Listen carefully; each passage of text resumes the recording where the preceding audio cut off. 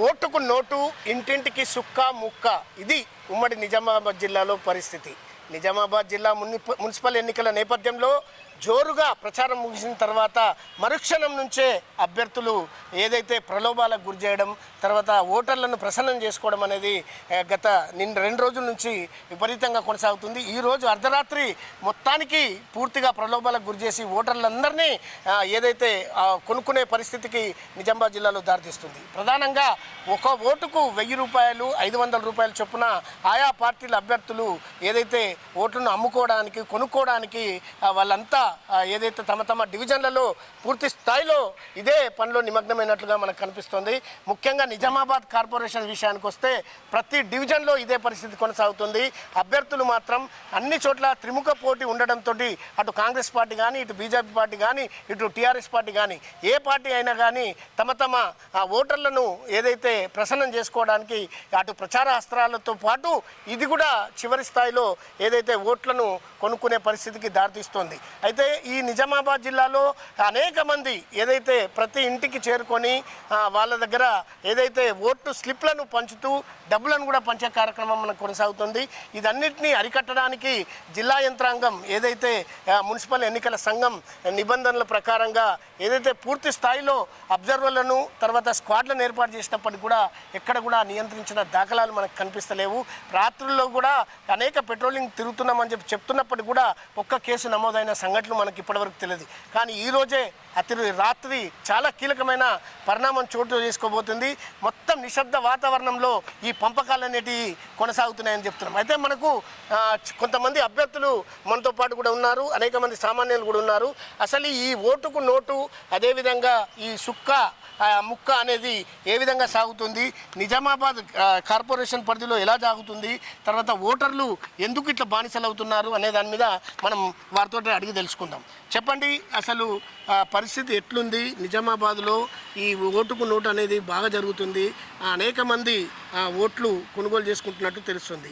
మీకేమైనా దృష్టికి వచ్చిందా? మీరేమైనా దానికి ఉన్నారా? దాన్ని అడ్డుకునే ప్రయత్నం చేస్తున్నారు? అందరికీ నమస్కారం అండి.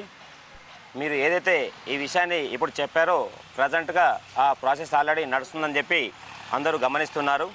ఎందుకంటే ప్రజలు ఇప్పుడు ఖచ్చితంగా కంపల్సరీ ఓటుకు చుక్క ముక్క అయినా సరే కానీ మాకు స్థానికంగా ఉండి మాకు అనునిత్యం మా కళ్ళ ముందు ఉండి మాకు పనిచేసే వ్యక్తిని మాత్రం ఖచ్చితంగా ఎన్నుకుంటామనే విధానంలో వారి మైండ్ సెట్ ఉన్నట్టు నాకు ఖచ్చితంగా తెలుసు. ఎందుకంటే ఇదివరకులాగా ప్రజలేమో మామూలుగా లేరండి. ఎందుకంటే వాళ్ళు కూడా మంచి ఆలోచనలో ఉన్నారు.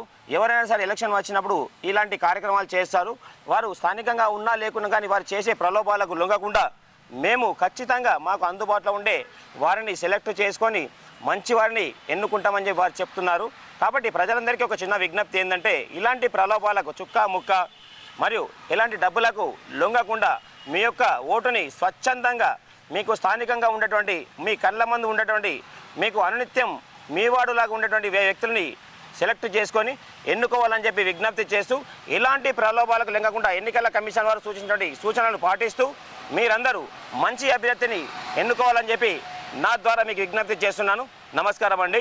అంటే రాత్రుల్లో బాగా ఇంకా ఎక్కువ జరిగే అవకాశాలు ఉన్నాయి కదా, ఎట్లా మన స్క్వాడ్లు కానీ ఇవన్నీ తిరుగుతున్నారా? మీరు ఏదైతే ఈ విషయాన్ని చెప్పారో అది 100కి 100 రూపాయలు ఖచ్చితంగా నిజమేనండి. ఎందుకంటే మా దృష్టి కూడా కొన్ని విషయాలు రావడం జరిగింది. కానీ మన ఎన్నికల కమిషన్ వారు కొద్దిపాటి మన ఈ పోలీస్ డిపార్ట్మెంట్ వారిని కొద్ది సెక్యూరిటీని ఎక్కువ చేసి గల్లీలలో కొద్దిపాటి మన ఎంక్వైరీ పరంగా వారు తిరిగితే ఇలాంటి కార్యక్రమాలను అరికట్టడానికి వీలుంటుందండి. కాబట్టి మన పోలీస్ డిపార్ట్మెంట్ వారికి ప్రత్యేకమైన విషయం తెలియజేసేది ఏంటంటే మీరు ఖచ్చితంగా కొన్ని వార్డులలో ఈ డిపార్ట్మెంట్ పరంగా సంఖ్యాపరంగా కొద్దిగా ఎక్కువ చేస్తే మన ప్రజలని భయభ్రాంతులకు కాకుండా ఇబ్బంది పెట్టే వారికి మేము పోలీస్ డిపార్ట్మెంట్ మీ అండగా ఉన్నామని చెప్పి తెలియజేసినట్టు కూడా ఉంటుంది. ఎందుకంటే వాళ్ళు ఇబ్బంది పడుతున్నారు, మమ్మల్ని భయభ్రాంతులను చేస్తున్నారు. మీరు వేసే ఓటు ఎటు పోతుందో మాకు తెలుసు, మీరు వేసే ఓటు ఖచ్చితంగా మాకు రికార్డ్ వస్తుంది అని చెప్పి భయభ్రాంతులు చేస్తున్నారు. ఒక విషయం ప్రజలకు తెలియజేసేది ఏంటంటే ఒక మాట చెప్పాలంటే ఉదాహరణకి భార్య భర్తలు ఉన్నారు అనుకుందాం. భర్త వేసే ఓటు భార్యకు, భార్య వేసే ఓటు భర్తకు తెలియదు. అలాంటిది వాళ్ళకేం తెలుసు? దేవుడికి తప్ప మీరు వేసే ఓటు ఎవరికి తెలియదండి.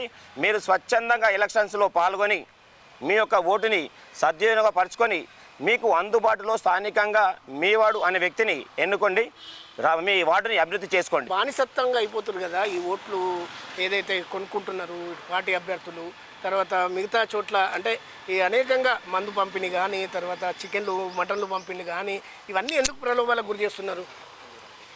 యాక్చువల్గా ప్రజెంట్ ఉన్న సిచ్యువేషన్ ఎలా ఉందంటే ప్రతి సంవత్సరం ప్రతి 5 ఏళ్ళకి ఒకసారి వచ్చే ఎలక్షన్లో ప్రతి ఒక్కరికి ఇది అలవాటు అయిపోయింది, తీసుకోవడం తాగడం అయిపోయింది. ఇప్పటికైనా ప్రజలు కొద్దిగా అవేర్నెస్గా చేంజ్ అయ్యి ఇప్పుడు అందరూ ఎడ్యుకేటెడ్ అయిపోయినారు. ఎవరైతే మన వాడి కోసం ఎక్కువ కష్టపడి పనిచేస్తుంటారో అట్లాంటి వ్యక్తులని కంపల్సరీ ఎన్నుకోవాల్సిందిగా కోరుతున్నాము.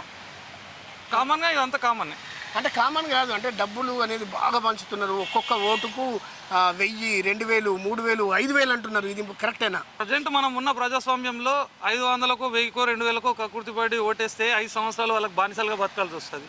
సో అట్లాంటి తరుణంలో ప్రజలు ఆలోచించి ఓటు వేయాలని ఓటర్గా నేను అందరినీ కోరుకుంటున్నాను. అంటే ఇప్పుడు ఈ ఎన్నికల సంఘం కానీ మిగతా వాళ్ళు ఎందుకు పట్టించుకుంటలేరు ఇవి ఇట్లా నియంత్రించడానికి? As per rules election commission తన పని తను చేసుకుంటూ వెళ్తుంది. కాకపోతే ఇంకొంచెం పట్టుభద్రత ఎక్కువ పెంచి కొంచెం ప్రతి వార్డు అబ్జర్వర్లను ఎక్కువ చేసి ఇలాంటి బ్లాక్ మెయిలింగ్ పనులు కానీ ఎవరినైనా బెదిరింపులు కానీ ఇట్లాంటివి మానేసుకోవడం, వీటిని నియంత్రించగలిగితే ప్రతి ఒక్క పౌరుడు ముందరకొచ్చి ఓటు వేసి ప్రజాస్వామ్యాన్ని మనం కాపాడుకోవచ్చు. అంటే ఒకవేళ ఇప్పుడు డబ్బులు తీసుకొని ఓటేస్తే రేపు 5 ఏళ్ళు వాళ్ళ పరిస్థితి ఏంది? బానిసల్లానే బతకాలండి. ఏమన్నా అడుగుతారు, డబ్బులు తీసుకున్నావు కదా నా ఇంటికి ఏమొచ్చి అడుగుతున్నావు అంటాడు. ఆ రోజు ఏం చెప్తారు మీరు సమాధానం? అందుకే ప్రజలందరూ కొద్దిగా ఆలోచించి నిర్ణయం తీసుకోవాల్సిందిగా కోరుతున్నారు. ఎవరికి వేస్తే బాగుంటుంది అంటారు? మళ్ళీ అది వాళ్ళ వివేకానికే వదిలేయాలండి. వాళ్ళ ఏరియాలో వాళ్ళకి 24 గంటలు ఎవరైతే నిరంతరంగా వాళ్ళకు పని చేస్తూ అరే ఇతనికి ఓటేస్తే మనకు పని అవుతుంది, మనం బాగు చేస్తాం, డైరెక్ట్గా చెప్పాలంటే బానిసలాగా ఉండే వ్యక్తిని వెతుక్కోవడం బెటర్. ఇలా తెల్ల బట్టలు వేసుకొని అందరూ ప్రతి ఒక్కరు చేసే పనే. కాకపోతే 24 అవర్స్ ఎవరైతే అందుబాటులో ఉంటారో వాళ్ళకు ఓటేసి గెలిపించుకుంటే మాత్రం వార్డు డెవలప్మెంట్ అనేది కంపల్సరీ జరుగుతుంది. అంటే ఇప్పుడు 3 పార్టీలు కూడా ఇదే పద్ధతిని అనుసరిస్తున్నాయి కదా. ఇప్పుడు స్థానికులు అంటే స్థానికంగా ఉండి స్థానిక వ్యక్తులకే ఓటేసి తర్వాత వాళ్ళు ఎప్పుడు అందుబాటులో 24 గంటలు ఉండేవారిని ఎన్నుకుంటేనే బెటర్ అనేది కూడా ప్రజలు ఆలోచించాలి కదా. అవును, నేను అదే అంటున్నానండి. ప్రతి ఒక్కరూ ఆలోచించాల్సింది ఏంటంటే మా బంధువుకి వేస్తే గెలిపించుకుంటామా, మా అన్నకి వేస్తామా, ఇది కాదండి సమస్య.